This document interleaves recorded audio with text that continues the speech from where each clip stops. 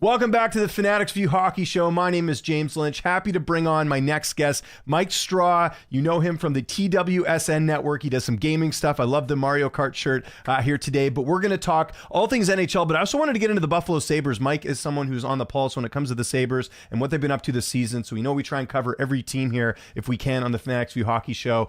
So Mike, first and foremost, how you doing, man? I'm doing good.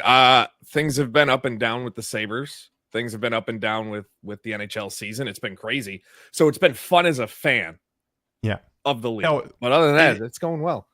That's good. That's good to hear. We're going to dive first into Nashville. I just wanted to get that out of the way because, we heard Barry Trotz last week talk about rebuild, and I'm looking at the standings right now, and I'll bring them up here for everyone to see visually what we're looking at. But I don't think anyone expected this with the Nashville Predators. Just 5 regulation wins on the season, 12 points overall. They're sharing that, and they've got a couple games obviously ahead as well with 16 games. Anaheim's got 14, and they have the same 2 points. I don't know how much you've watched Nashville. I haven't watched every game. I've kind of, caught highlights and stuff, but what do you think the issue is here? Because when they got, Jonathan Marchessault, when they got Steven Stamkos, when they, made some of the moves they did, Brady Shea, you thought this was going to be a better team. I think most people did. Why do you think they are struggling this year?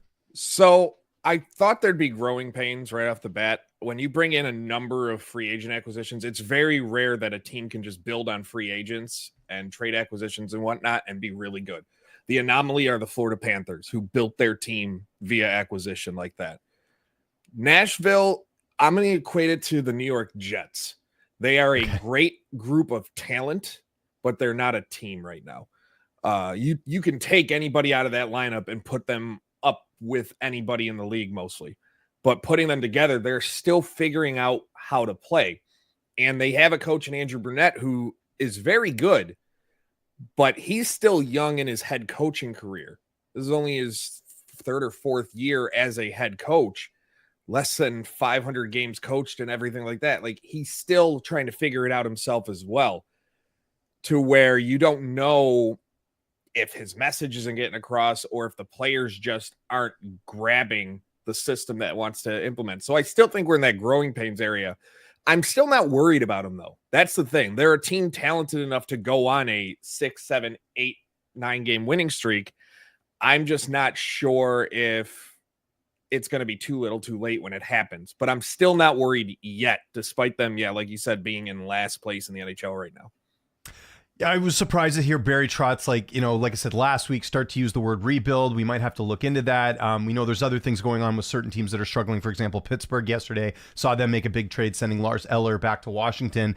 Do you think there's a possibility, though, if things continue this way? Like, I don't think Andrew Burnett's in any sort of danger here. I think it's only his 2nd season actually as Predators head coach. So I can't see them making that move because that's the obvious one, right? If the talent's not gelling, you fire the coach. I don't think that's going to happen here. Could we possibly see a trade? We did see them put Dante Fabro on waivers, Columbus claiming him. Do you think we could see some more moves like this if it continues this way? I think so. I'm not super sold on Brunette not being the casualty of it all, unfortunately, just because eventually Trotz is going to have to do something. He used the rebuild word, and fans immediately, when that said, I went on Nashville Reddit. I went on, they're like just looking at conversations, and that's not a word you want to hear. Like, especially when you come in wanting Stanley Cup expectations, but they're kind of hamstrung a lot on their salary cap situation because of a lot of no movement clauses. Like, the biggest names they can move out, they don't have much money. And Ryan O'Reilly, I mean, he's 33. He's got 3 more years or 2 more years after this year at $4.5 million. Tommy Novak is another name, $3.5 million per year, 2 more years after this. He's only 27, but these are names like that you could move because there's no clause, but their biggest names that they can move out all have some form of no movement clause. So they're really hamstrung to where if they're going to move out on a deal, they need to make it a great deal and probably include one of their 3 first-round picks. Yeah, just to get that kind of relief. You're looking, if they make a deal, it's a true like hockey deal. I don't think they could even afford to do any sort of rebuild this year just with their situation. That's what I was thinking too. Just the contracts and everything they have sort of tied up. I mean, they doubled down on Saros as well. So, like, I mean, that was a move that they thought they might have made, but instead they're sort of doubling down. Do you think they're missing, like I know there's small pieces here, but, trading McDonough, who's like a leadership guy as well in the room, you lose him. Kiefer Sherwood is someone who's a Canucks fan and enjoys obviously watching them play. He's been an absolute steal of a pick for them, for the Canucks this year. I think they miss, sort of that grit and also that, that pest on the team. And then you've got, other names like, Jason, even like a Jason Zucker. I wonder if they're, and granted, I think that was a trade deadline acquisition, but like you wonder too if they didn't maybe make those replacements on those ends. Like obviously you bring in a Stamkos and Marsh, so those are certainly going to boost the offense. But yeah, I'm with you as well, where I think like I don't know who they could realistically move out. Just sort of last thing on Nashville. Do you think we're coming up to almost the 20 game mark? Do you think that's sort of the area where they're like, okay, now we've got to figure out something, or do you think they'll extend it even further? Because I forget what the stat is, but if you're out of the playoffs by Christmas, I think the stats show that it's pretty slim chances you're going to make the playoffs. Yeah, I think they have maybe 2 weeks to figure things out. Yeah, I mean, we saw it with Pittsburgh, like you mentioned them dumping Lars Eller, and that probably the first of a few moves that Kyle Dubas is going to make there. But I think, and Nashville, I mean, they have games against teams over the next 2 weeks. They have games against teams ahead of them. Well, everybody's ahead of them, but that they have to win. They're all in conference. They have games coming up against Edmonton, Vancouver, Seattle, Calgary is in there. Winnipeg's in there. That's a loss. No one's beating Winnipeg right now. Right. Yeah. But you have these games, and then they also face Philadelphia coming up in 2 weeks' time. And I feel these next 7 games, if they don't come out of it with at least 4 wins, you're looking at something big happening. I think Trotz is probably wanting 5 to 6 wins, or at least, but 4 is the minimum before something happens. Yeah, I would agree. Just going to get to a couple questions. Then I want to talk about the Sabres, because obviously that's what you've been covering the most. New guys weren't integrated in the lineup properly. They were brought in and isolated. Once they mix the new with the old, they can start to gel. We're seeing this with a lot of teams, actually. Even Vancouver as well. There's been some struggles this season, and I think a lot of that is the roster turnover. Like, you can't just expect all the pieces to fit right away. People were freaking out about Jake DeBrusk, and now he seems to be settling in with the Canucks. But obviously you're seeing certain teams where they're needing some more time to figure things out. He also says Novak and Evangelista should have been given better minutes and promotions. They were washed over by the new guys. What do you think of that? Because that is an interesting take, actually. I on the first point, the integration, that's exactly why my thought is like they're a great group of talent, just they're not a team yet. And Novak is a player, I agree. Evangelista, I'm still kind of like, to me personally, like the jury's still out. Novak, I'm really high on. I think he could be like one of the true, there we go, would be on the top line for a lot of teams. Yeah. I think he truly can be a top line forward, guaranteed top 6, should be getting these minutes. And I feel like maybe it's to make the new acquisitions happy, especially the Stamkos.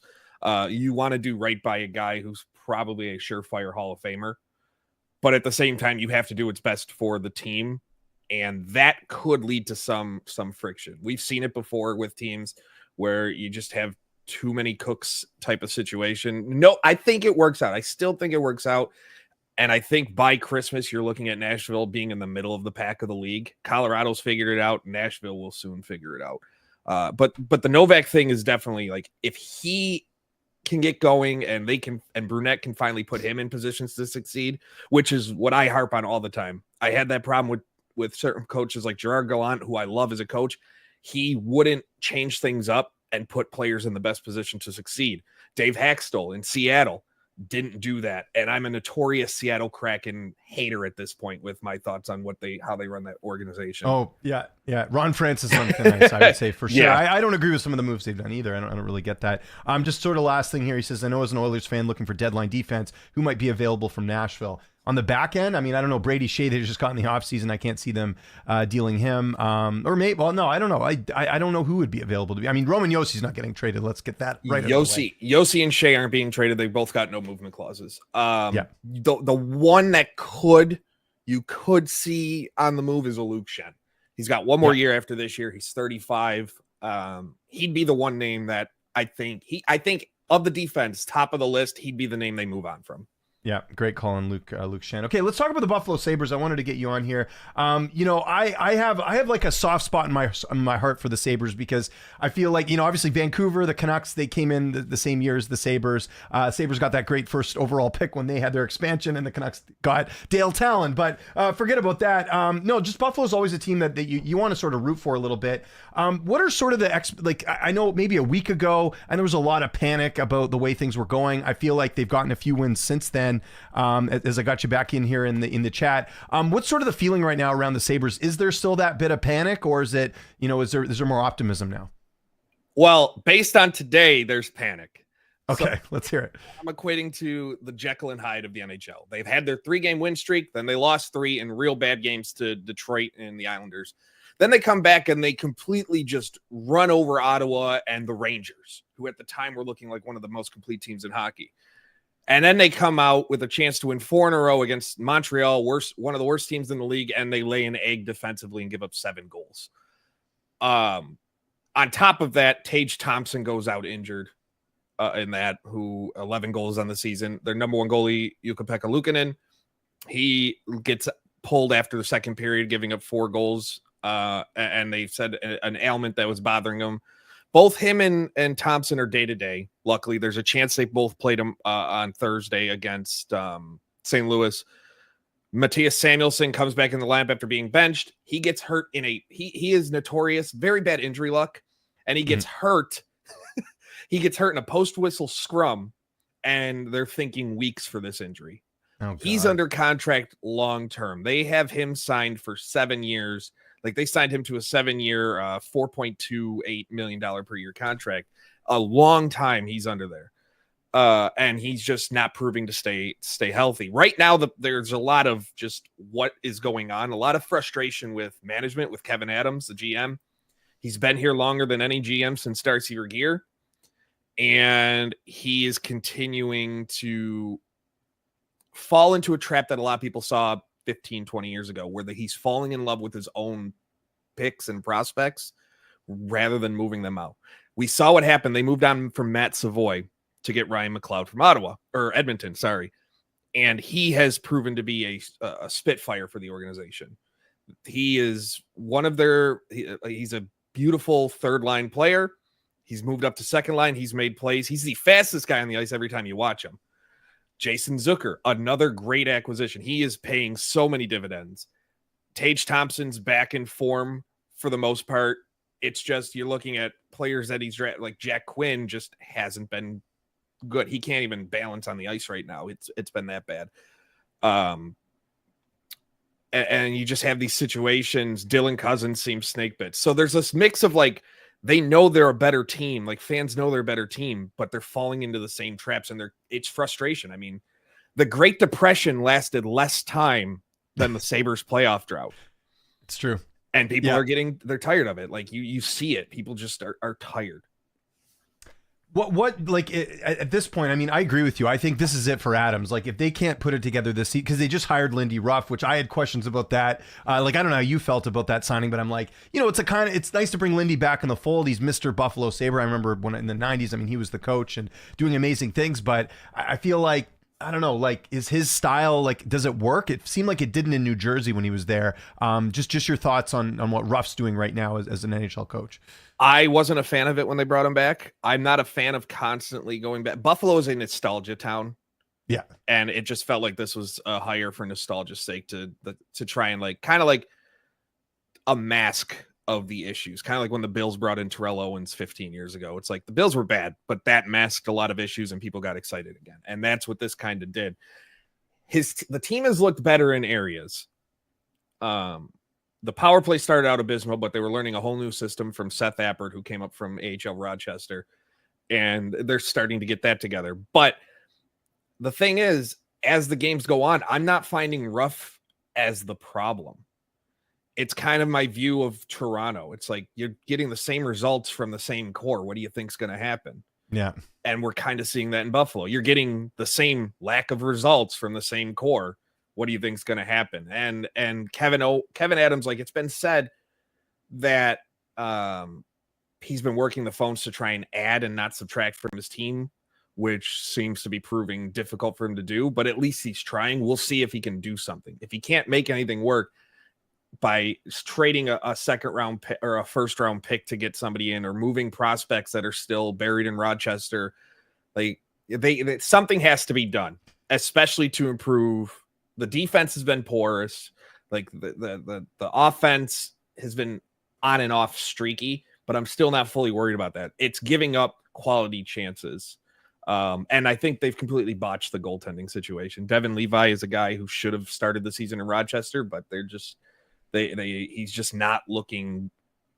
He's not looking good. And UPL, after getting his contract, has kind of reverted to what we saw 2 years ago, as opposed to what we saw last year. Yeah, I was surprised they didn't go again with a veteran backup, which they've done in the past. Because again, you still got a 25-year-old in net, and then Levi, again, still 22. Surprised that wasn't a move they made. And just looking at the rest of the sort of the balance of the roster, you got a couple UFAs at the end of the year. I imagine too, like, again, if it's still early in the season, but if things go sideways, I think there are a few assets you could look at here, specifically like a Jordan Greenway that could be, appealing to other teams with that contract and something they could use at the deadline. Do you think that's a possibility? Well, I guess too, it's going to depend on if Adams is even in the GM chair by, trade deadline anyways, or later in the season, right? They really like Greenway, so he's one name I'd be surprised to move on from. Okay. And same, even though Zucker's a 1-year deal, I don't think they'd want to move on from him either, because what he's brought, I think it's something Adams, I think actively is looking at, thinking we're going to extend him for another couple years. Okay. He's brought it enough there. He's looked great on the power play. Those are two names. Greenway possibly, but it's still, they really like him. We all thought he wasn't going to be part of this roster with what they did to the bottom six going in, and he has solidified himself as a key part of it. You brought up the veteran backup. They did sign James Reimer, who, personal thoughts, whatever you think of him aside, was that veteran backup presence, and then they waived him. Yeah, I saw that. Instead of putting Devin Levi now. So that rubbed people the long way from a player standpoint. It's like, what are you doing? So we'll see. Maybe they do try and get another goaltender, but they have to work on something. There's a lot of people wondering if Alex Tuck, who was one of the big pieces in the Jack Eichel deal a couple years back, could be on the move. He's loved in the locker room, but something just isn't fitting with Lindy Ruff's system. So they need to figure out if Lindy Ruff is going to be here long term, which at 64, 65 years old, it's tough to see what they're going to do with Alex Tuck, as he only has 1 year left on his deal. So there's a lot of questions right now about what they need to do. And granted, winning on the ice would solve it if they can continue to run, but they haven't been able to do that. So it's continuously like figuring out how can we try and get over the hump, because they haven't been able to. What for you has been the biggest surprise this season for Buffalo, whether good or bad? What has stood out? Good is seeing Tage Thompson return to form, leading the team in points, over a point per game, near the top of the league in goals. I was worried after the wrist injuries last year he wasn't going to come back and be what he was, or what he's being paid to be, and what people expected. He's proving to be, he is the Sabres superstar. Plain and simple. His career, he's a unicorn. The fact he was as written off, and no one would even trade him for a 3rd round pick from Buffalo when they were trying to deal him, and now he's become what he has. Dylan Cousins has been a complete and utter disappointment, disaster. It looks like he's what the people say, gripping the stick too tight. He's doing everything wrong.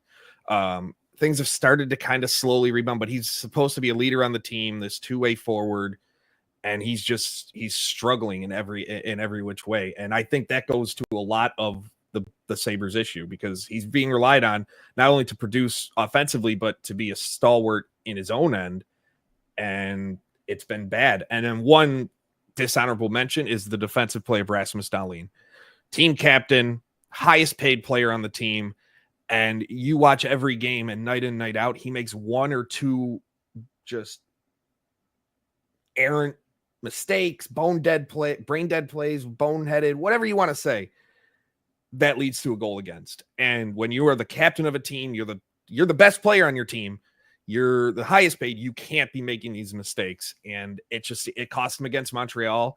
It cost him against Detroit a couple weeks ago. It cost him against the Islanders it just seems like when the Sabres lose, you can kind of point to a mistake Dahlin has made, and it's the reason for that loss. Do you think I mean, you mentioned like, the defense has struggled a bit this year. Do you think they look at a veteran defender? Like I'm looking at some of the ages of some of these guys here. They're all under 25 for the most part, other than, Connor Clifton. But do you think because that's one thing I'm looking at here. Like there's obviously a lot of talent, but also it's good to have, like, for example, Toronto bringing in Chris Tanev this year, I think has definitely helped the team. And, bringing in a guy like OEL, you get that veteran leadership. Do you think that's needed here? Or do you think that would certainly help the situation on the back end? 1,000%. I mean, Buffalo remains, even after all these years, one of the youngest, if not the youngest team in the NHL. And they push out their prospects, which is good. It's good that your prospects are developing enough to make it to the NHL. But yeah, the veteran leadership just doesn't. They did it with the offense and the forward group with a Zucker coming in. Like he has immediately brought that veteran view to the team. But on the back end, you're relying on these guys. There's not really, even though this is Dahlin's 7th season, like he's still in his early 20s. You still don't have Owen Power is early 20s. Byram traded from Colorado last year, early 20. Like you still have these young guys that don't really know, that seem to get in their own heads too quickly. And you don't have that one guy to come in and say, calm down, been there, done that type of thing. It was why people might have poo-pooed on the idea and it ultimately didn't happen. My idea was like, bring in a guy you mentioned, Ryan McDonough. I think he would have been a perfect fit for what Buffalo needed on the back end, solely because of that veteran instinct with him and just how he's been there, done that. That's the type of player I do think they're missing 100%. And just before we get out of here, I did want to mention, obviously there's been a lot of surprises this season, and we were talking obviously about Nashville and with Buffalo as well. What to you has really stood out? I mean, the Jets were not, I didn't see this coming, and then I think we were talking about team chemistry and not bringing in too many pieces. I think that's actually worked out well for the Jets. I mean, I'm looking at these top 3 teams, even the Kings, Wild, and Jets have certainly surprised me on the good end. On the bad end, we talked about Nashville. Edmonton's starting to figure it out. They did win again last night in the Island. Just sort of looking at the West, anything sort of stand out, either surprise good, surprise bad? What are some of your takeaways from the West this season? Yeah, Winnipeg, we don't even have to talk about. We know, like, they lost so many players last year that they didn't re-sign. They didn't bring anybody new except a backup goaltender. And it's just a new coach on top of that. Great for them. But obviously everybody's going to point to, can you win a playoff series? Minnesota's the biggest surprise, though, to me, because I viewed them coming in as a middle of the pack type of team. And Kaprizov has just, like, to me, he's the leader for the Hart Trophy right now. He is head and shoulders the MVP of this league at this point in time, because Minnesota they keep winning, and it's because of him. Whether he's scoring, facilitating, like, just his presence is making that engine go. On the negative side, Colorado's starting to figure it out. They were a team I had high expectations for, especially after the way last season ended. And Edmonton, you brought up. Edmonton was my pick to win the Cup this year. I had Edmonton and Carolina in the Stanley Cup. Carolina's looked great. Edmonton, I had started. I thought when McDavid went down, they were done. I didn't think they were going to win a single game without him in the lineup, based on their history without him. And they not only they stayed above water, now they're starting to get back to that. They fell behind the 8 ball, but they're slowly climbing up the standings, and that's all you need. They're doing what Nashville needs to do now. If Nashville, other than that, but Minnesota to me is the top surprise. LA is just always sneaky there. They're just there. They're always there. And Vegas is Vegas. So there's really, my biggest surprise, I think, has been how tight everything is right now. I feel like it's the tightest it's been this late into a season, as far as like from the start of it, that it's been in a long time. There is a lot of parity in the league right now. The top of the teams, the top of the league is the top. The Florida, the Winnipeg, Washington is showing to be a top. Carolina, and then there's everybody else. To where even if you're at the bottom of the league, like in Anaheim, if Anaheim can figure out how to score goals, Anaheim, Nashville, Montreal, like if they can string something together, they can come right back into the race. So it's fun as a fan to know that no one's truly out of it yet, but I'm interested, but I do think we're going to have, as a quick aside, I do think that's going to lead to not many moves being made. because I agree. so Well, many there's no teams cap are going to space. stay in it. Yeah. Yeah. I mean, there's teams that don't have the flexibility unless there's these bottom teams. And that's where I think if you're one of these GMs like a San Jose or Anaheim, utilize the cap space, get picks, get, bad contracts and continue to accrue cap space and, all that. So I think that's something we will see. Just quickly, we talked about the West, the East. I mean, we talked about it there, Pittsburgh. I kind of called this. I didn't think they'd be this bad, but I didn't think they were a playoff team. And I saw a lot of articles talking about how this was going to be the year they would turn it around. Tristan Jarry has been a disaster. I think a lot of it is mental for him. And they obviously, got smoked the other night, 6-0 in the first period against Dallas. We saw them move Lars Eller. This falls on Dubas. I mean, last offseason, they had cap space. They went and made the move for Erik Karlsson. I think that has backfired. Your thoughts on the Penguins and some of the other surprises in the East? It's not surprising. Penguins aren't surprising at all. I wrote for TWSN before the season started that one of my predictions for the year was that Mike Sullivan was going to be fired. Oh, yeah. It just, he doesn't know how to, he hasn't yet figured out after all these years how to make adjustments when the team is struggling. And we've seen it. That's the reason they've missed the playoffs the last 2 years. They haven't figured it out. Kyle Dubas is coming in and he's trying to do the same thing he did in Toronto with Pittsburgh, and it's not working either. He did like with the Rutger signing and like some of the moves he's made, he put the feelers out there or like set the stage that, hey, we're probably going to be rebuilding soon or retooling. And then they went and extended Crosby, which you felt was inevitable, but it's still, maybe they think they can get there. And now there's the talk that almost everybody's on up for sale in Pittsburgh, aside from Crosby. So you got to think he's a part of the conversation, like the team moves and stuff. And maybe, but the Karlsson thing is backfired. I think everybody kind of felt it was going to from day one. Yeah. And because now they don't really have much space to try and make things work to improve their scoring. And that's where they need it. And goaltending. Yeah. Tristan Jarry, man, they have whiffed a lot since they decided to ship out Marc-Andre Fleury a few years ago. Like, it's just, well, even Casey DeSmith, I thought played better. Like, he was a good backup last year for Vancouver. Like, I wonder, that you got to look at some of those little moves that they've made have really backfired on them. But you're 100% right. They have not had good goaltending since Fleury, for sure. Yeah, I wonder if it's karma for how they treated him. Could be, the way out. I mean, they gave him the nice rounding ovation sound off when he came there for his last game with the Wild. But I don't know. It just feels like something went wrong and karma is biting them. But my worry is if they fire Sullivan mid-season, Pittsburgh's going to win the cup. The last two times they have fired a coach mid-season, Bylsma was hired in 2009 and then Sullivan in 2016, and they both won the cup. So that year. So I'm sitting there going, wait till the after the year. Don't do it. True. Although I will say, I think older roster this time around, right? Like last time, at least they were when they made those firings. Who would be available? I'm even trying to think of like coaches that could be in the mix right now because someone's gonna. We haven't had our first. I don't think we've had our first coaching fire this season, but it's coming. Who I'm just even trying to think of some names out there like that could be available. The number one name I can think of. There's two. There is Gerard Gallant. The former that's coach right. Yeah. Of New York, and there is also.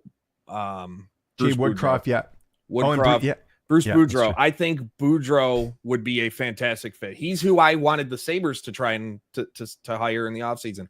I know I have this thing with retreads and bringing back coaches but with a team like Pittsburgh, I feel like a coach like Boudreau could fit and do what he's already got the relationship just from going against him all the time when he was coaching Washington with Crosby and Malkin and Letang, and I feel like that coming in that voice might do well to really kickstart because Pittsburgh, if they're going to have success, they have to outscore their opponents. They're not going to stop them from scoring. They have to score an enormous amount of goals per game, and right now they don't have a system in place that can do that.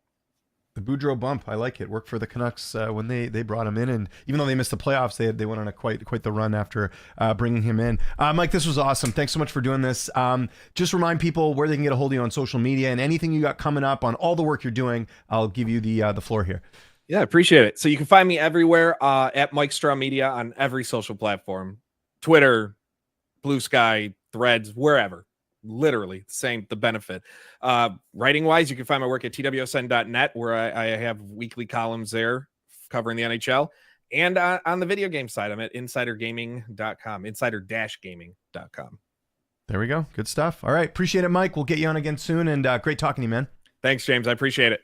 Yeah, take care, Mike. There you go. That is Mike Straw. Go check him out on Twitter. I mentioned it there. Mike Straw Media. Great follow on Twitter. Mike and I have a lot of similar interests, one being video games and hockey, so kind of works out well, and a lot of good insight on the Buffalo Sabres. And that's one of the goals of the show is I like getting people on that cover different teams. So he knows the Sabres well. I haven't watched a lot of Sabres games this year. I mean, you can't watch everything, right? But certainly didn't know that about some of the struggles on the team and some of the directions they're looking to go as well. So yeah, that'll be interesting. Okay, let's get to everything that's going on the channel. My guy Taylor working around the clock to give you guys the best post-game and pre-game coverage in the business. So just having a quick look here.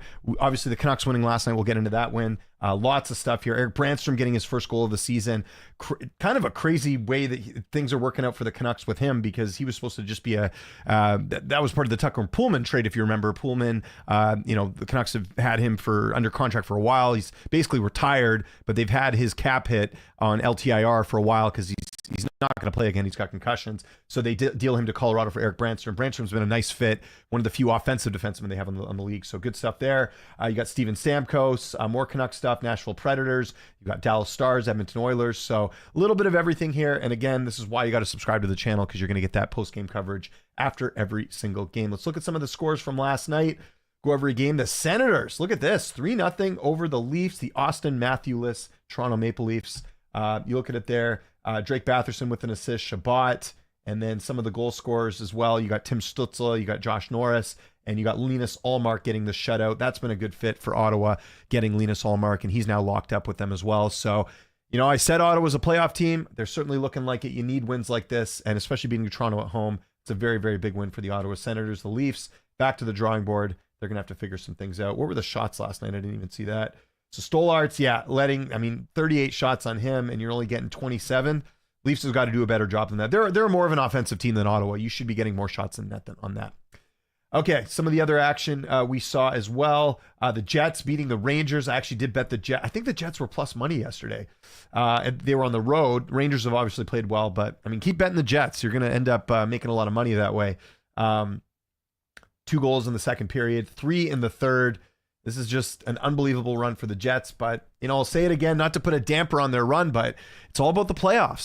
The teams that perform well in the regular season over the last couple of years, you look at like Carolina, New York, they haven't made it to the finals. So as great as it's been, and it's an awesome story, and it's certainly something unexpected, I do want to warn a little bit of caution. All that matters is the playoffs. So at least they've done a good job now, keeping a good cushion, and you hope that it continues from there. On the Rangers end of things, Shesterkin making 27 saves on 32 shots, while in the other end. So yeah, again, pretty even game, but Winnipeg taking over in that third, getting 3 goals. Next game we're going to look at here is the what was the other team? You got the Devils beating the Panthers, another underdog situation where the Devils were underdogs because they were on the road against the Panthers. 4-1. Devils are a good team. I've said this for a while, especially with their goaltending. Jesper Brett, 2 assists. You got Paul Cotter and Jack Hughes with a goal along with Timo Meier. Markstrom making 34 saves. That's all he needed. The Panthers on the other end. Spencer Knight probably would have liked a little bit a better result there. Just 20 saves on 23 shots. The Devils getting an empty net as well. And you look at Sam Reinhart getting a goal for them too. So yeah, again, not a terrible loss there for the Panthers, but good win there for the Devils who continue to roll on. Devils have had a little bit of struggles this season. The Bruins getting it done over the Blues. The Bruins needed that. There's a lot of question marks about Boston this season, the coaching, all that stuff. You can see there McAvoy with a goal and assist. Pasternak. Where is my favorite Elias Lindholm? 0 points.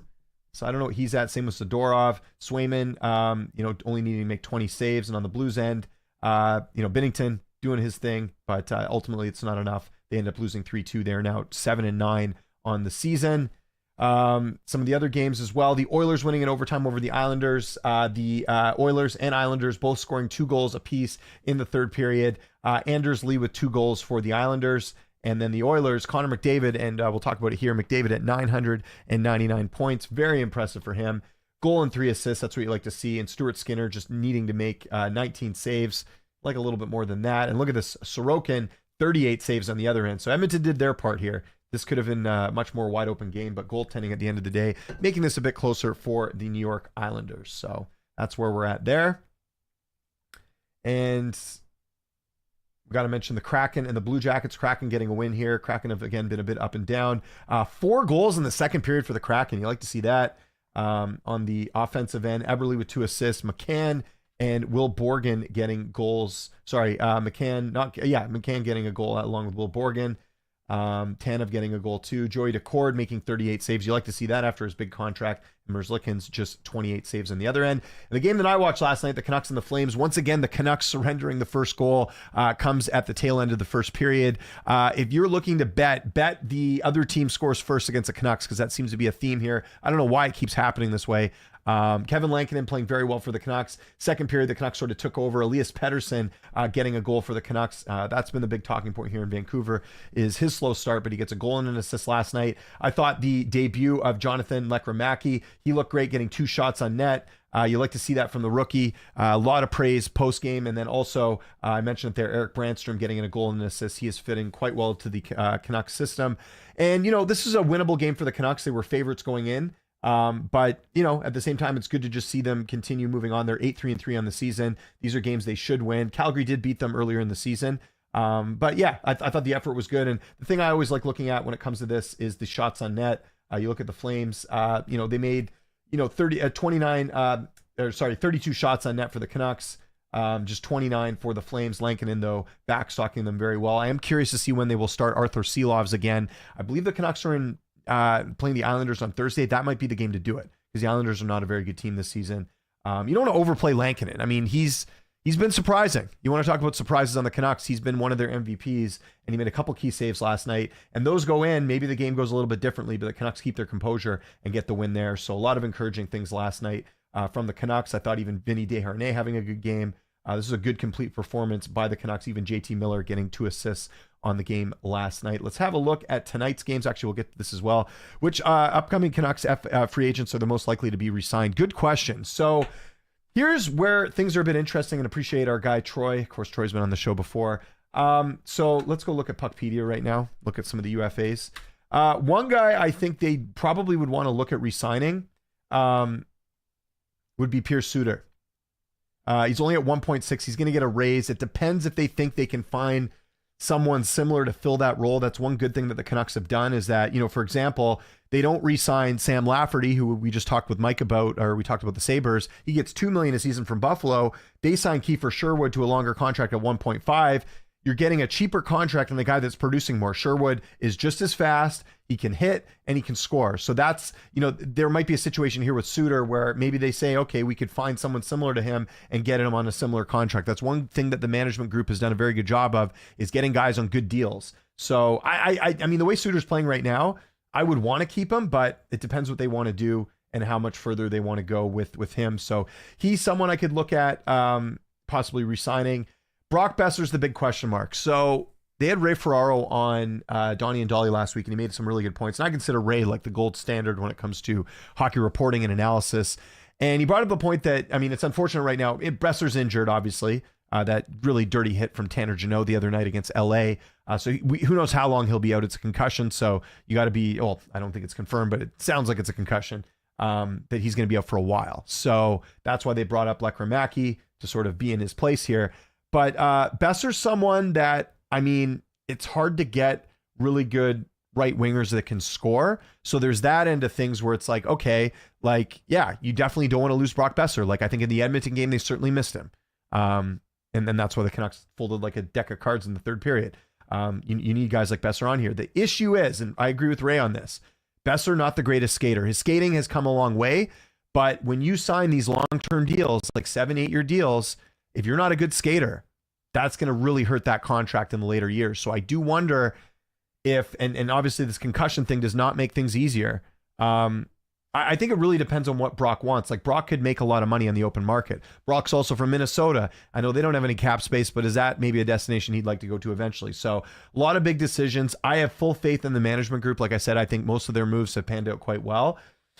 Brock, I think it's 50-50 if he comes back or not. He's on a relatively good deal at 6.6. He's probably looking like I've heard comps to Travis Konechny, who's more at like 8.12 around there, I think is what he's at. I don't know. Like, I don't mind that price. I just think, like, how long? Like, how long do you want to sign a guy like Besser to that long? You've committed a lot of term to JT Miller and Elias Pettersson. You're going to have to re-sign Quinn Hughes here pretty soon. I mean, I know it's in a couple years, but my God, best deal in the NHL is Quinn Hughes. 7.8 for a guy that, Mike was talking about Kaprizov as being, the MVP. I think Quinn Hughes right now is the MVP personally. So a lot of decisions there. I'm trying to think of any other guys that are UFAs that they might consider bringing back. I mean, I don't know, Brandstrom, if you bring him back, like, he's fit. It depends how much he wants. I would look at him, maybe bringing him back. And then outside of that, there really aren't any other names other than, Suter. I would say, if I had to guess, I'd say Suter more likely would come back than Brock, but you never know. We'll have to see what they decide to do there. Do not re-sign Brock. That's like Robin Lehner territory. Well, no, I wouldn't say, no, Besser's not really injured like Lehner is. Like, Besser's got the blood clots, which is obviously something iffy. And the concussion, I mean, it was a total fluke thing where Tanner Jeannot decides to, like, injure a player. I'm of the belief of this. I think if you injure a player like that intentionally, you should be out as long as the player's out. So Tanner Jeannot should not be back for the Kings in a couple games. I think it was only a 3-game suspension. He clearly went to hurt him. So I got some issues with that. But yeah, I think it gunned to my head right now. I'm in the camp where you don't re-sign Brock and maybe you look at trading him, which I know sounds crazy, but, like, get something for him and allocate that space differently, because let's say Brock gets $8 million a season, you can allocate that salary elsewhere and get something else. And again, if Lekramaki ends up working out like they think he will, then he's basically your replacement for Besser. So that's something to consider as well. Let's get to the games tonight. We're going to look at the odds courtesy of Bodog. And I'll give you my takes on some of the games that I like tonight. Maybe we can look a little bit further as well. So we're looking on Bodog right now. We've got the Wings and the Penguins. I mean, you might as well bet the Wings. The Penguins are a mess. They got absolutely embarrassed. The Wings are not much better. I'll probably throw a little bit on Detroit just because I think Penguins are an absolute mess. And always worth betting against. The Leafs and the Capitals. Leafs get embarrassed last night. They're playing against one of the best teams in the league right now in the Washington. You're getting Washington for under 2-1. They're at home. I think taking a stab at the -142 with the Capitals is worth it there. Hurricanes probably will win. I always bet the Hurricanes as much as I can. Utah, we talked about their injuries. They've been sort of up and down this season. I think the Hurricanes will get it done. You're getting them at under 2-1. I'm going to take the Hurricanes there. Kings and the Avalanche, I'll probably just skip this one. Kings could upset on the road, but still not totally convinced on the Kings. They didn't look that good against Vancouver a couple nights ago. So I'll probably stay away from that one. And obviously I'm going to bet the Knights. So the Knights and, the Hurricanes, I think would be a good parlay. Two teams that should probably win their games. We could also look at some other props as well when it comes to, shots on goal and stuff like that. Maybe look at Ovechkin against the Leafs. Leafs have had iffy goaltending. Maybe look at the anytime goal scorer there for Ovechkin. And I feel like Jack Eichel's been pretty good. Anaheim's got pretty good goaltending, but they also give up a decent amount too. I would maybe look at the Jack Eichel anytime goal scorer there, as well as some other props there as well. Pens were getting smashed the other night. They lost 6-0. Well, it was 7-1 total, but they let in 6 goals in the first period. They just look like a totally disorganized team. What are some other games we got coming up in the next little bit? Let's talk about that. Keep your questions coming, everyone. Again, we got lots of time.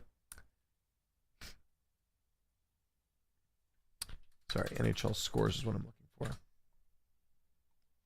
Some other games coming up here. We got a bunch of games going on Thursday at the Flyers. And here we'll do a quick screen share of this. And if you got questions in the meantime, feel free. Senators and Flyers. Senators at home. Got to like the Sens there. The Jets, I will bet them again. You'll probably get good odds on the Jets because the Lightning are at home. Lightning, surprisingly enough, I was looking at the standings. They're actually 10th right now. So not as good as people think. And part of that is the road record, 3-5 on the road this year. So that's something to keep an eye on. What else? We've got Devils and Panthers again, a rematch. I don't know why they keep playing each other. Sharks and Rangers. Blues and Sabres, Canadian Wild. Bruins and Stars. I would take the Stars at home there. Predators and Oilers. Oilers should win. I don't think the Predators will win on the road there. Kraken against the Blackhawks, and Islanders and Canucks. Canucks should win that as well. And as far as NHL news, let's get to some of the stuff. I did mention it there. Lars Eller traded. We can talk a little bit about that. Ken Holland is now working with the NHL as a consultant. It's kind of like a cushy retirement job. Let's actually just go to NHL.com. We'll get some news that's going on.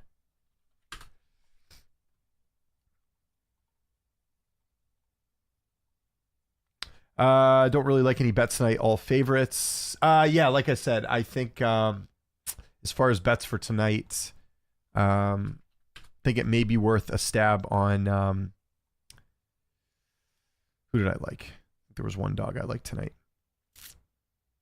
Yeah, the Wings. I might throw a little bit on them, but not super confident. Did you watch the Hall of Fame? I did not. I heard Jeremy Roenick gave a really good speech. I love JR. Why is Alex the Great not in the Hall? There's an article on The Athletic about it.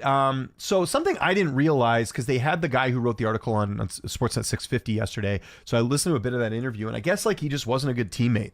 So I think there's people that are like upset about that. Like maybe some stuff that like he wasn't a good team player. Apparently like he didn't rehab injuries and stuff. So I think that plays a role in it, whether he deserves to be in or not. I think he should be, just based off the points totals. But I think that's why he hasn't been in, is because there's sort of an understanding that maybe he wasn't a great teammate. Like they brought it up, and this is a good point. So the year he got traded from Buffalo to Vancouver, he had 76 points that year, and he was still relatively young in his career. You don't see players traded that often. The thinking there was that, you know, they felt like he wasn't a good team player, despite the fact that he had 76 points. And if that trade ended up working out for Buffalo, that netted them Mike Pekka, who ended up being their captain. So, yeah, there's an article on The Athletic right now that just sort of outlines that. So that's sort of your answer as to why he is not in. So there we go. I want to find that trade from yesterday. There you go. Eller traded to the Capitals for the Penguins for 2 picks. So 35 years old, 2-year, $4.9 million contract, 2.45 per season. Signed with Pittsburgh in July. Yeah, I mean, this is the start of many moves, I think, for the Penguins. This is not working. And I said this a couple weeks ago. They have players on that team that I think are just overpaid for the role they play. Like a Cody Glass as an example. He's okay, but is he worth, what, $2 million or whatever he's getting paid? No. Like they need to, one of the things I think that's also hurt Pittsburgh as well is like they were sort of notoriously known years ago of being like a good farm system and bringing guys up and getting guys on the cheap and having them in the lineup. You're not really seeing a lot of that right now. Like we go look at the Penguins roster right now, it's a lot of older players. I could be wrong, but I'm pretty sure that's the case. Look at the full roster breakdown. Crosby 37, 38 for Malkin, 32 for Russ, 31 for Raquel. Bunting's 29, Hayes is 32, Glass is 25. Noel, RC is 32, 26, 27. So some of these guys, yeah, I guess are like on the come up, but I guess my point is that like a lot of these guys are not really like hitting the mark, like a Blake Lizotte, as an example. Even on the back end, Ryan Graves, I think they're regretting that contract, not really performing that well. Like look at the back end here. They don't have any really young guys. You got 2 older guys who aren't what they used to be. And that Carlson contract, man, that's $10 million a season for a guy who's a liability at this point. Not good. Jari signed for, a number of years at 5.3. He's making more money than Thatcher Demko, like it's tough. JR's speech was tough. Lots of honesty about his drinking problem. Apologized to Tony Amonte. Doug Wilson offered him the contract, but he wasn't allowed to talk to the media or drink at all. Interesting. Okay. That's, yeah, I got to go watch that speech. Glass is out with a concussion, I believe so. Penguins are like the Sharks 6 years ago with Joe Thornton and Patrick Marleau. Great comparison. You're right. And then what did the Sharks do? They had to clean house. When it's not working, you gotta switch things up. Erik Karlsson, yeah. Yep. And I don't know what you do. Like, who's going to take on Karlsson's contract at this point? Like, what? Like, it would have to be a team that's like has a lot of cap space, like a Chicago or Columbus or someone there. But that's where they're going to have to give up a lot to get rid of that contract. But I think they got to certainly look at it. I think Sullivan will be fired, though. I thought he would have been fired after the Dallas game the other night. You lose 7-1. How is that not with the team that's been struggling, that is not, living up to expectations? That seems to be, a pretty easy way to get rid of the coach. But I know he's wildly popular in Pittsburgh, but I've also seen Pittsburgh people this year kind of lose it a bit, being like, I don't know if we want him around anymore. I think they're losing patience. That's kind of what I'm getting at here.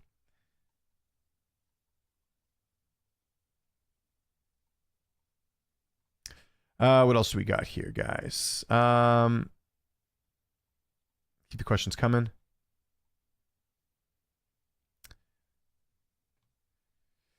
What else? Yeah, I'm just trying to think of other things that are going on. Let's have a quick look at the Oiler fans want Vinny D back. No, they don't. Do they really? He's been kind of hot and cold, but like he had a good game last night, and like I know he's been good in the locker room, and he's sort of like like a project for the Canucks. I don't know if he's worth the $2 million.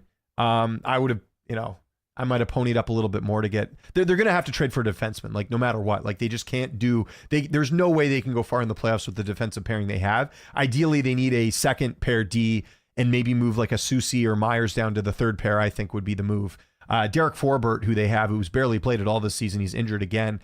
He looks like someone they'll probably ship out or something. I don't know. So he was great on the PK. Yeah. Again, I think the Canucks saw something in him, much like they did with Kiefer Sherwood, and they felt like, okay, well, maybe we can do something here and get him, take advantage of this, right? Kind of like they did with Dakota Joshua.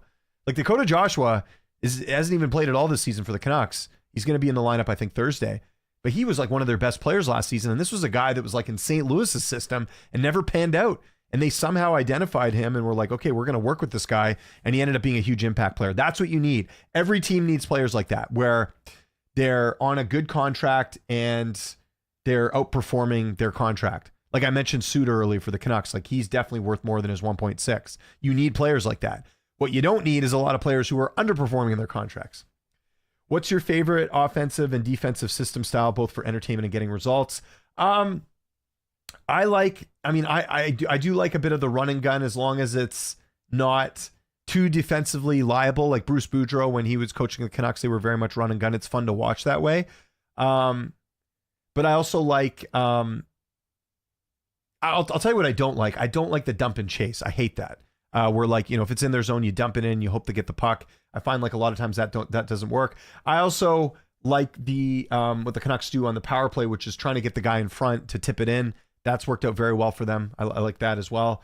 I like a lot of offense. I don't like what LA did last year in the playoffs against the Oilers, which is just be extremely defensive and it's just boring hockey. And the Kings have changed that up this year and it's worked out better. Thoughts on the Gadjevich-Dillon fight? I thought that was one of the best in a long time. Yeah, I did see that. So Jonah Gadjevich, very familiar to Canucks fans. He was a former pick of the Canucks. Yeah, that was a good tilt. And Brendan Dillon's obviously from this area as well, up here in Vancouver. Very good MMA style fight, dare I say. I thought that was excellent. So yeah, I didn't like. Yeah, I just saw the highlights of it, but I thought that was good. And I don't want to get rid of fighting in hockey. I know there's some people who want to do it, but I'm not one of them. I think that's what makes hockey unique, is that you can actually fight each other. I think as long as it's not like, like ruining someone's career. Like I think the way they've been doing the fights has been fine. Like I haven't seen any like brutal knockouts or anything like super bad that way. Right. So that's sort of my thoughts on it. I think that stuff's good. Wow. Here's a cool stat that we just got down the wire. Check this out. Connor McDavid has more points. You'll like this, Joe. Connor McDavid has more career points than Jason Spezza, Phil Kessel, Paul Kariya, Shane Doan, Henrik Zetterberg, and Brad Marchand. Not bad for a 27-year-old. That's pretty awesome. Big asset to the team. Fighting must stay, I agree. I like the more defensive style where they spend a lot of time fighting on the walls, makes good offense play, field earn, and more important to me. That's fair. That's certainly fair. I guess what I don't like is where they're just stalling the whole time. Unless it's like a power play or a penalty kill, I don't really see the reason to do that. Okay, guys, we'll get a couple more questions here, then we'll take off. Again, this is the Fanatics View Hockey Show. Going to try and get Avery back on next week and do some Edmonton Oilers talk. See if he's available. If not, maybe we'll get Troy in here next week. We'll see. Lots to get into. Yeah. It's been a fun season. I've been really attentive to a lot of the games. I try and watch as much as I can. So that's it's just been fun to watch. Like seeing a lot of teams. Like I said, the Jets have been fun. It's cool to see what they've been up to and everything. And it's as some for the Canucks, it's been good to see teams like Nashville not doing well because that was a threat to them, right? So you hope that they turn it around. I feel bad for Stamkos. Like here he was thinking that he's going to a better opportunity. He might have been better off just staying in Tampa Bay. Love to chat hockey next week. Yeah, I'll let you know, Troy, for sure. I'll keep you posted. Always like having Troy on here. How's everybody's fantasy hockey pools doing this year? One of my pools, I have Arthur Seelovs, and obviously I have like no points from him because he hasn't been playing. That's why I hope he starts on Thursday. Another one of my pools, I have Demko, who obviously has not played either. So, but I did it just because I got him as a late round pick. That's the only reason I took him. I don't think it was a bad pick. We'll see what Demko looks like when he comes back. He may never be the same again. I have that worry. That's why Troy, getting back to Troy's earlier question about like UFAs that the Canucks should look at, I don't think it's a bad idea to keep around Kevin Lankinen beyond this season. And I don't mind paying him a little bit more. He's played well. Like if he can keep this up, like this style of play, like he's a guy that is very like, unfortunately with Seelovs, I think he needs more work. Like I just think you start him on Thursday, you hope it works out well. Now to be fair, he got thrown to the Wolves against what was it? New Jersey. I mean, that's a tough team. I wouldn't have played him in that game, but I want to see Ottawa Buffalo finally turn a corner. I agree. Winning my pool, Connor MVP Hellebuck. That's true. Tied for first place in my Bangers League. Somehow massive underperforming McDavid and Bouchard. There we go. Two seem to be back now. That's true. All right, guys. Good time to end the show here today. I'll be back next week. I'll let you guys know on the guests. But if there's any topics you guys want me to discuss on next week's show as well, just let me know ahead of time. You can hit me up on Twitter. My DMs are always open. More than happy to talk about a couple different things. I mean, we're coming up to, the winter break's going to be coming up here pretty soon for the NHL. I would like to do like a mid-season show coming up in a few weeks, I think. It'd be cool to just kind of look back on, maybe my predictions so far earlier in the season to where they are now. That would be fun. But certainly open to like different topic ideas as well. And like I said, if you guys have any questions and didn't get them answered on here, just post them in the comments. I can get to it there. Hope you guys have a great rest of your Wednesday, guys. Really appreciate you tuning in. One more time, hit that like button, hit the subscribe button, hit that notification bell. My name is James Lynch. I'll see you next week. Thanks so much for tuning in to the Fanatics View Hockey Show, and I'll see you next time.